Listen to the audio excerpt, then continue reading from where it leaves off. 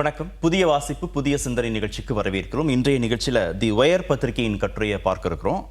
சாவா, சாவித்திரிபாய் பூலே இந்த இரண்டு திரைப்படங்களை ஒட்டி தணிக்கைக்குழு எடுத்திருக்கும் நடவடிக்கைகள் பற்றி இந்த கட்டுரை பேசுது. ஸ்வேதா ஆகிரே பேராசிரியர் இந்த கட்டுரையை எழுதியிருக்காங்க. வாதிப்பதற்காக மூத்த பத்திரிகையாளர் திரு TN ரகு அரங்கத்திற்கு வந்திருக்கிறோம்.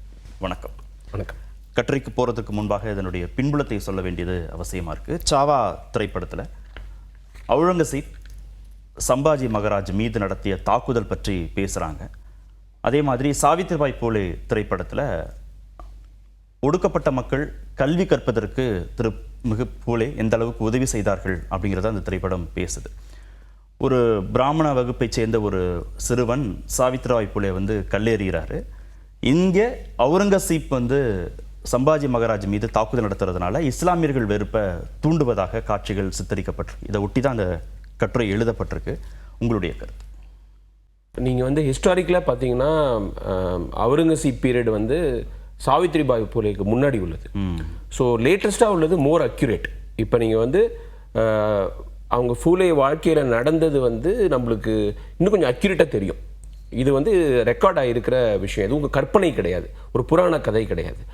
அதை நீங்கள் சினிமாவாக எடுக்கும்போது பிரச்சனை வருது அப்படின்னா, இது ஃப்ரீடம் ஆஃப் எக்ஸ்பிரஷனே அவங்களோட நேரேட்டிவ்க்கு ஒத்து வரணும். இப்போ இருக்கிற ஆளும் வர்க்கத்தினுடைய பெர்செப்ஷனுக்கு ஒத்து வரணும் அப்படிங்கிறத அவங்க குறியாக இருக்கிறாங்க. இப்போது அவுரங்கசீப்பை பற்றி நீங்கள் ஒரு படம் எடுக்கும்போது அவரை இன்னும் வில்லிஃபை பண்ணும்பொழுது மக்களுக்கு அது அவங்களுடைய கான்ஸ்டிடுவன்சிக்கு அது விருப்பமானதாக இருக்குது. சாம்பாஜி மகாராஜோடைய ஒரு சைடு அவரோட அந்த டார்ச்சர் பண்ணப்பட்டதை மட்டுமே படமாக்கி நீங்கள் அதை மார்க்கெட் பண்ணி நாட்டில் ஒரு ஃப்ரென்சியை கிளப்ப முடியும். தேவேந்திர ஃபட்னாவிஸ் மகாராஷ்டிராவுடைய முதல்வர் உட்பட அவுரங்கசீப் கல்லறை குறித்து தெரிவித்த சர்ச்சைக்குரிய கருத்துக்கள் விமர்சனத்திற்கு உள்ளானுச்சு. இந்த மாதிரி விவகாரங்களில் திரைப்படங்கள் தொடர்பான நிலைப்பாடுகள் எடுக்கிற போது தணிக்கை குழுவுடைய பொறுப்புணர்வு ரொம்ப முக்கியமானதாக பார்க்கப்படுதா? அதாவது அவங்க இந்த ஒரு படைப்பின் மூலமாக சமுதாயத்தில் பிரச்சனை வருமா அப்படிங்கிறத நிச்சயமாக அவங்க கிளியர் பண்ணுறதுக்கு முன்னாடி பார்ப்பாங்க. பட் ஒன்ஸ் கிளியர் ஆகிடுச்சுன்னு வச்சுங்களேன், அது அதில் இப்போ திருப்பி சர்ச்சைக்கான இது இருக்கக்கூடாது நியாயமாக பார்த்தீங்கன்னா. ஆனால் இங்கே அவுரங்கசீப் படத்தில் ஒரு இஸ்லாமிய வெறுப்பு அதில் ஒரு மையமாக இருக்குது. அதுதான் அந்த இடத்துல கவனம் செலுத்த வேண்டிய தணிக்கை குழு கவனம் செலுத்தல. ஏன்னா யாருமே கேட்க போறது இல்லை. ஏன்னா அது எல்லாருமே ப்ரமோட் பண்றாங்க. நீங்க சொன்ன மாதிரி மகாராஷ்டிரா முதல்வர் அந்த படத்தை ப்ரமோட் பண்றாரு. அதன் மூலமா கலவரம் வருது. நீங்க மகாராஷ்டிராலே கலவரம் வருது. நாக்பூர்ல உயிரிழப்புலாம் ஏற்பட்டிருக்கு. ஸோ அதை பற்றி அவங்க கவலையே படலை. ஏன்னா இப்போ இருக்கிற அவங்களுடைய நேரேட்டிவ்க்கு ஃபிட் ஆகுது அது. ஆனால் நீங்கள் ஃபுலே படத்தில் அவர் கேள்வி கேட்டது அந்த பிராமணிக்கல் டாமினன்ஸை.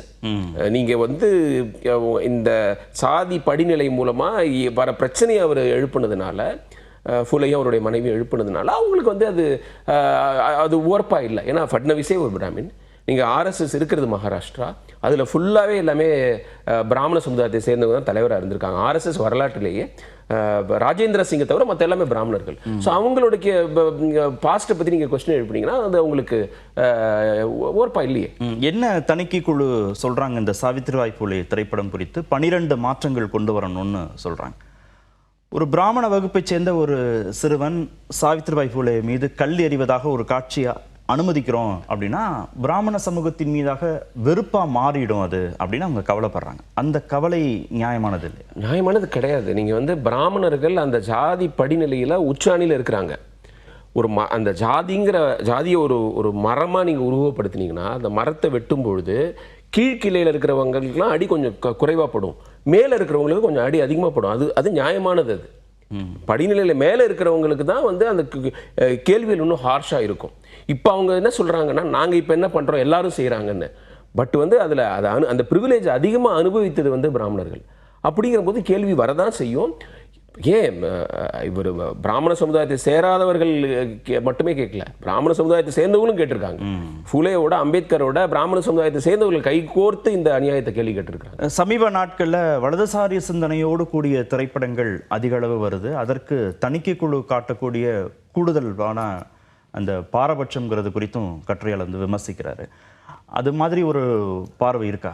நிச்சயமா இருக்குங்க. இப்போ நீங்கள் வந்து இப்போ மத்தியில் ஆட்சியில் இருக்கிற பிஜேபியோட சித்தாந்தங்களோட ஒத்து போகிற மாதிரி படங்களை தான் அவங்க வந்து ஓவராலாகவே வந்து மார்க்கெட் பண்ணிக்கிட்டு இருக்காங்க. அதை நடிகர்களும் சரி, அதை சீக்கிரமாக நம்ம அதில் பணம் பண்ணலான்னு சொல்லிட்டு நீங்கள் இராணுவ தாக்குதல்கள்லாம் வந்து குளோரிஃபை பண்ணி படம் எடுக்கிறது, அதுக்குன்னே வந்து ஒரு அக்ஷயகுமார்னு ஒரு நடிகரை வந்து திரும்ப திரும்ப வந்து நடிக்க வைக்கிறது, தேசபக்தியை இது பண்ணி.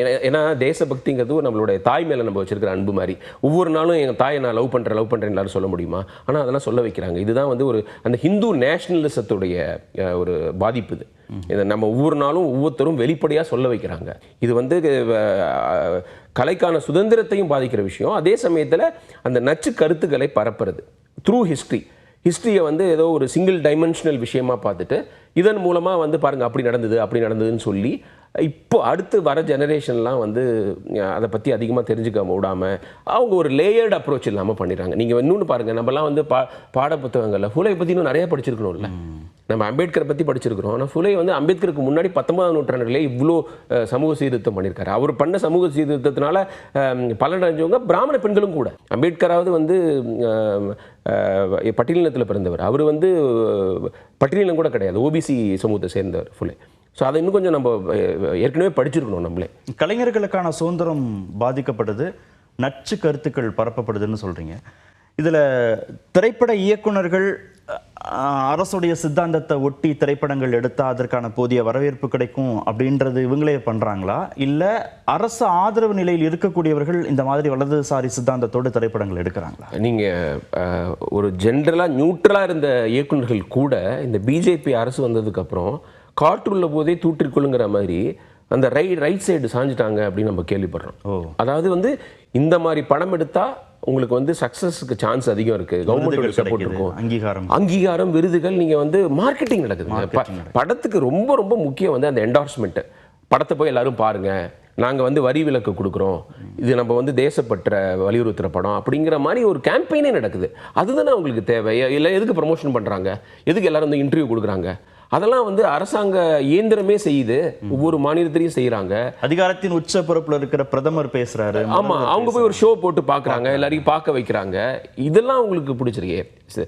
எண்ட் ஆஃப் த டே வந்து கிரியேட்டிவிட்டி வந்து கிரியேட்டிவிட்டிக்காக இருக்கணும். நீங்க அதை வந்து ஒரு பணம் சம்பாதிக்கிறதுக்காக அப்படின்னு நீங்க கொண்டு போனீங்கன்னு வச்சுங்களேன், நீங்க வந்து இது மக்களை வந்து ஒரு உணர்ச்சி வசப்பட வச்சு அவங்களுடைய உணர்ச்சிகளை வந்து ஒரு காசாக்குற முயற்சியாக தான் ஆகுது. இப்போ சாவா கிளியர் கட் எக்ஸாம்பிள். இப்போ மும்பையில், மகாராஷ்டிராவில் ஏகப்பட்ட எவ்ரிடே ப்ராப்ளம் இருக்குது. அதெல்லாம் நீங்கள் மறக்கடிக்க அல்லது வந்து மறத்து போகும் வைக்கிற செயல் தானே இது. ஏன்னா வரலாற்று படமே ஆக்கக்கூடாதா அப்படின்னு சில விமர்சனங்கள் வரும்ல. ஏன் நாங்கள் வரலாற்று படம் ஆக்கக்கூடாது அப்படின்னு கேட்பாங்கல்ல. படம் ஆக்கணும்.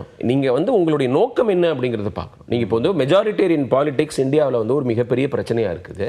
அதையே நீங்கள் வலியுறுத்துகிற மாதிரி ஒரு படம் பண்ணக்கூடாது. ஏன்னா வந்து இது அதில் ஒரு சென்ட்ரல் தீமாக இருக்கிறது இஸ்லாமிய வெறுப்பை வந்து அதிகமாக. ஏன்னா அவங்க மீண்டும் மீண்டும் பாதிக்கப்படுறாங்க. சிறுபான்மை மக்கள் மீதான தாக்குதல் அதிகரிப்பதற்கு இந்த திரைப்படங்கள் ஒரு விதத்தில் காரணமாக. அப்சல்யூட்லி. நீங்கள் இப்போ இருக்கிற கிளைமேட்டை பாருங்கள். அதாவது நான் வந்து அவுரங்கசீப்பை நெகட்டிவ் லைட்லேயே காமிக்கக்கூடாதுன்னு நான் சொல்ல, அவரை நான் ஒரு கிரேட் பர்சன் கூட சொல்ல. பட் வந்து நீங்கள் ஹிஸ்ட்ரியை ரிவைஸ் பண்ணி நீங்கள் அதன் மூலமாக பொலிட்டிக்கல் ஆதாயம், அரசியல் ஆதாயம் தேடுறவங்களுக்கு வந்து சாதகமாக விஷயங்களை செய்யக்கூடாது. அவர் செய்த தவறுகளுக்கு இப்போ இருக்கக்கூடிய இஸ்லாமிய மக்கள் வந்து தண்டனை பொறுப்பாக முடியாது. ஹிஸ்டாரி, நான் அதை பற்றி ஒரு ஹிஸ்டாரியன் பேசினதை நான் பார்த்தேன். அவர் சொல்றாரு, எல்லா அரசர்களுமே தவறு செய்தவர்கள் தான். இந்து அரசர்களும் இதே மாதிரி தவறுகளை நிறைய செஞ்சுருக்கிறாங்க, அடக்குமுறை செஞ்சுருக்காங்க. ஏன்னா அந்த காலகட்டம் அப்படி. அதனால் அதுக்கு நீங்கள் வந்து அதை நீங்கள் இப்போ இருக்கிற ஜனநாயக விழுமியங்களை பேஸ் பண்ணி அதை ஜட்ஜ் பண்ணவே முடியாது. அது அவுரங்கசீப் மட்டும் கிடையாது, இந்து மன்னர்களும் அதை நிறையா செஞ்சுருக்கிறாங்க. அப்படி இருக்கும்போது நீங்கள் அதை பற்றி இப்போ பேசிக்கிட்டே அது அவர் பண்ணது தப்புன்னு சொல்லி இப்போ வந்து உள்ள இஸ்லாமியர்களை நீங்கள் வந்து எடை போட முடியாது, கேள்வி கேட்க முடியாது. இன்ஃபேக்ட் இப்போ உள்ள இஸ்லாமியர்கள்லாம் இப்போ இந்துக்களாக இருந்தவர்கள். அதனால் வந்து நீங்கள் அந்த ஹிஸ்ட்ரியை வந்து ஒவ்வொரு நாளும் ரிவைஸ் பண்ணிகிட்டு இருக்க முடியாது. அதுவும் ஒரு தப்பான நோக்கத்தோட, இப்போ இருக்கிறவங்களுக்கு நெருக்கடி கொடுக்கணுங்கிற நோக்கத்தோட செய்யறது வந்து ரொம்ப ரொம்ப தவறு.